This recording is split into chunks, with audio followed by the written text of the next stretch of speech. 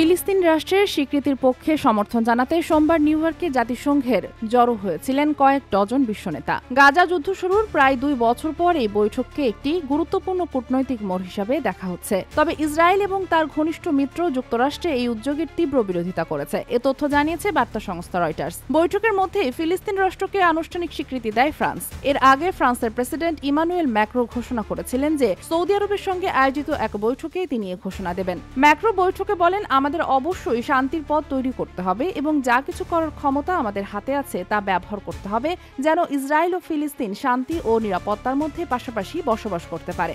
তিনি আরও জানান, ফ্রান্স একটি নবায়নকৃত ফিলিস্তিনি কর্তৃপক্ষের জন্য কাঠামো তৈরির পরিকল্পনা করছে।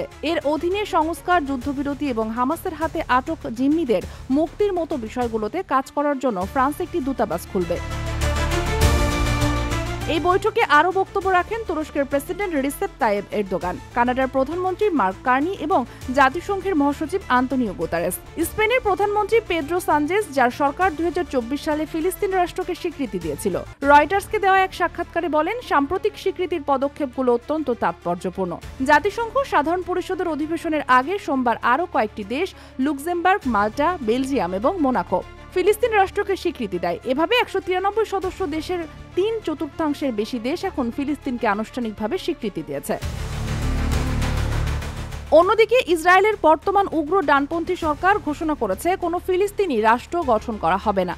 তারা মনে করেন এই ধরনের সিদ্ধান্ত সংঘাতের শান্তিপূর্ণ সমাধানের সম্ভাবনাকে আরও জটিল করে তুলবে। রয়টার্সের প্রতিবেদনে আরও জানানো হয়, গাজায় ইসরায়েলের সামরিক অভিযানের কারণে বিশ্বব্যাপী তীব্র নিন্দার মুখে পড়েছে তেল আবিব। স্থানীয় স্বাস্থ্য কর্তৃপক্ষের তথ্য অনুযায়ী এ পর্যন্ত 65,000-এরও বেশি ফিলিস্তিনি নিহত হয়েছে।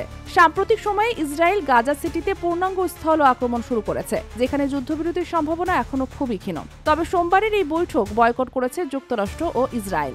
জাতিসংঘের ইসরায়েলের রাষ্ট্রদূত ড্যানি ড্যানন জানান, প্রধানমন্ত্রী বেনিয়ামিন নেতানিয়াহু দেশে ফিরে এলে ফিলিস্তিনি রাষ্ট্রের স্বীকৃতি সংক্রান্ত সিদ্ধান্তের বিষয়ে আলোচনা করা হবে। এদিকে যুক্তরাষ্ট্র স্পষ্ট জানিয়ে দিয়েছে, এই মুহূর্তে ফিলিস্তিন রাষ্ট্রকে স্বীকৃতি দিলে পরিস্থিতি আরও জটিল হয়ে উঠবে এবং নতুন সংকটের সৃষ্টি হবে।